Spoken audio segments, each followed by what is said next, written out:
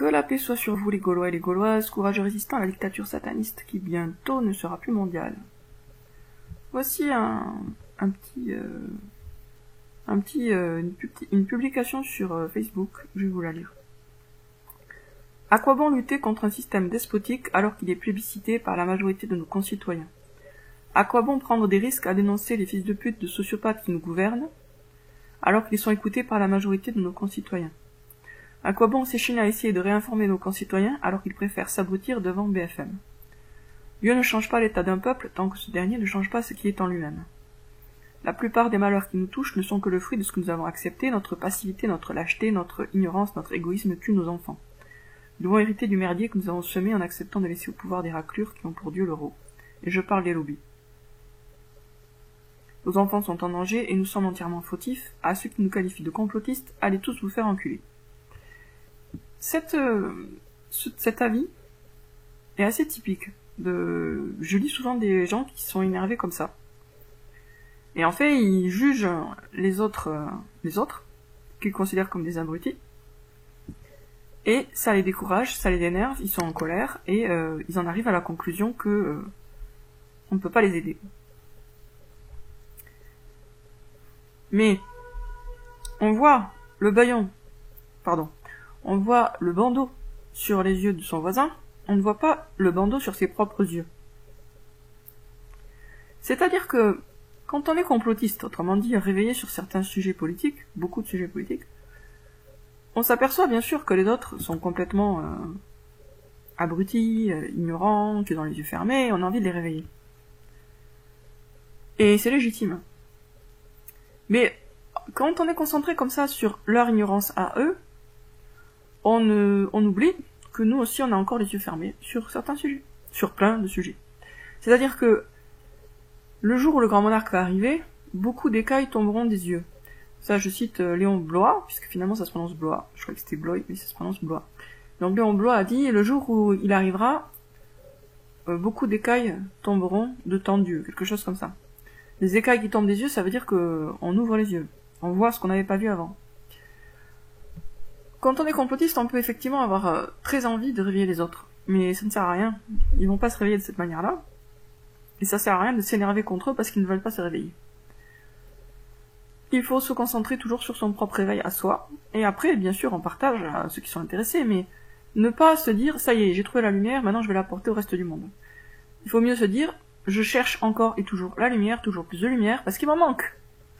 Je reviens sur la fable des éléphants de l'éléphant singulier et des aveugles, des 6 aveugles. Quand un des aveugles a fini de tâter une partie de l'animal, de l'éléphant, il se dit, ça y est, j'ai trouvé, je vais apporter la lumière aux autres, je vais leur expliquer ce qu'est l'éléphant. Il y en a un qui a touché la patte et qui se dit, ça y est, maintenant je sais que l'éléphant ressemble à un tronc d'arbre, un tronc de palmier, je vais l'expliquer ça aux autres. Les autres ne veulent pas comprendre, et là, le premier aveugle, celui qui a touché la patte, se dit, qu'est-ce qu'ils sont cons, qu'est-ce qu'ils sont bornés, et là, il se dit exactement ce qu'a dit cette femme, il se dit, Dieu ne change pas l'état d'un peuple, tant que ce dernier ne change pas ce qu'il entend lui-même, tant qu'ils ne voudront pas se réveiller, on ne pourra rien faire ensemble. Sauf que, lui-même, a arrêté de chercher. Sinon, il ne serait pas en train de s'énerver comme ça. S'il était encore en train de chercher la vérité, il continuera de tâter l'éléphant, et là, il aurait petit à petit découvert autre chose, qui aurait conduit à une réévaluation de sa définition initiale de l'éléphant. Il aurait compris que l'éléphant, c'est plus qu'une patte, c'est plus qu'un tronc d'arbre, et il aurait pu trouver peut-être un nouveau terrain d'entente avec ses coreligionnaires aveugles eux aussi. Ce que je veux dire par là, c'est qu'il faut oublier les autres, en ce sens que il faut arrêter de les juger. Voilà, bien sûr, si vous jugez les satanistes, vous avez raison, mais les aveugles, arrêtez de les juger, et dites-vous bien que vous aussi vous êtes aveugles. Nous aussi nous sommes aveugles. Mais pas sur les mêmes sujets, oui bien sûr, pas sur les mêmes sujets, c'est-à-dire que eux ils en sont au stade 1, voilà, ils sont hyper aveugles, et nous on est moins aveugles. Mais ça veut pas dire qu'on ne l'est pas. Donc, on doit continuer à arracher les bandeaux qu'on a sur les yeux, à enlever les écailles qu'on a sur les yeux, pour arriver à plus de lucidité, plus de lumière. Pourquoi? Parce que le jour où on a suffisamment de lumière, déjà, on la communique beaucoup plus facilement aux autres, parce qu'on en a plus à donner. On en a plus pour nous, et donc on en a plus à donner. Donc c'est plus facile, en fait, de faire comprendre les choses aux gens.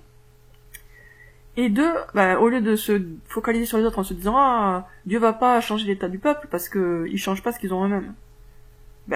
C'est aussi valable pour nous. Hein. C'est-à-dire que nous on est dans le peuple. Donc si on veut que Dieu change l'état de ce peuple, il faut que nous changions encore plus ce qui est en nous-mêmes. L'idée c'est de ne jamais se reposer sur ses lauriers en se disant j'ai compris, moi je sais pas quoi, le 11 septembre est un complot, donc c'est bon, j'ai tout compris. Non, t'as rien compris, c'est juste une miette ça. Donc chaque fois qu'on a trouvé une miette, bon certes on se réjouit, mais on se dit il y a certainement plus à découvrir, il y a certainement autre chose qui m'attend, un autre secret, et peut-être qu'il y a une énorme vérité qui est sous mon nez que je ne la vois pas comme un éléphant justement. Par exemple, que la Terre est plate, au hasard, mais il y en a d'autres. Si on fait cette démarche de se dire les autres c'est pas mon problème en fait, je vais pas être jugé si les autres sont aveugles ou pas. C'est pas sur ça que Dieu va me juger. Dieu va me juger sur mes propres actes, mes propres choix, ma propre démarche intellectuelle et spirituelle. Cette démarche, si je m'anime, si je me concentre sur la recherche de la vérité, j'aurai toujours du pain sur la planche, je vais jamais m'ennuyer, et deux, j'aurai jamais le temps de juger les autres. Quand je dis juger les autres, je parle pas de condamner le mal, dans son principe, mais juger les autres au sens s'énerver contre l'aveuglement des personnes qui sont encore totalement prisonnières des mensonges des médias. Oui, ils sont abrutis, oui. Mais à quoi ça sert de se focaliser sur eux? Est-ce qu'on gagne des hasanats? Est-ce qu'on se rapproche du paradis? Est-ce qu'on travaille pour le grand monarque et le Mahdi quand on se focalise sur les imbéciles et les abrutis en se disant ils ont vraiment rien compris, ceux-là, ils ont vraiment rien compris, ils sont vraiment bêtes? Non, on gagne rien du tout. On s'oublie simplement, et c'est ça le problème, il ne faut pas s'oublier soi-même. On est tous dans l'histoire, et on est tous le crétin de quelqu'un. On est tous le fou, le débile, l'abruti, le crétin de quelqu'un. Alors, parfois à tort, mais parfois aussi à raison. Quelqu'un qui est vraiment très très avancé dans ses recherches, il peut vous juger ou me juger un imbécile, et avoir raison, en ce sens qu'il a compris il a plus compris. Donc, à nous de toujours se dire, tant que je suis vivant, j'ai des choses à découvrir. Tant que je respire, j'ai des vérités à découvrir, des vérités qui m'étaient encore cachées. Autrement dit, j'ai des illusions à perdre. Parce que c'est pas juste que les vérités qui sont cachées, c'est aussi que je crois quelque chose qui est faux à la place. Une illusion de perdu, c'est une vérité de trouver. Donc il faut aimer, encore une fois, la vérité par-dessus tout, si on veut échapper au syndrome du désespoir, ils sont tous cons, ils méritent pas qu'on les sauve, et de toute façon, ils veulent rien comprendre. Oui, c'est vrai, mais acquérons encore plus de connaissances, de savoir, de lumière, de vérité, découvrons de nouveaux secrets, et peut-être eux, ils verront un peu plus la lumière aussi. Parce que s'ils n'arrivent pas à nous croire, à nous comprendre, c'est aussi parce qu'on leur ressemble encore un peu trop. Je dis pas qu'il faut les aimer d'un amour inconditionnel, c'est pas ça. On va pas aimer des crétins d'un amour inconditionnel, mais il faut aimer la vérité d'un amour inconditionnel, et quand on aime vraiment la vérité d'un amour inconditionnel, après ça peut rejaillir sur les gens aussi.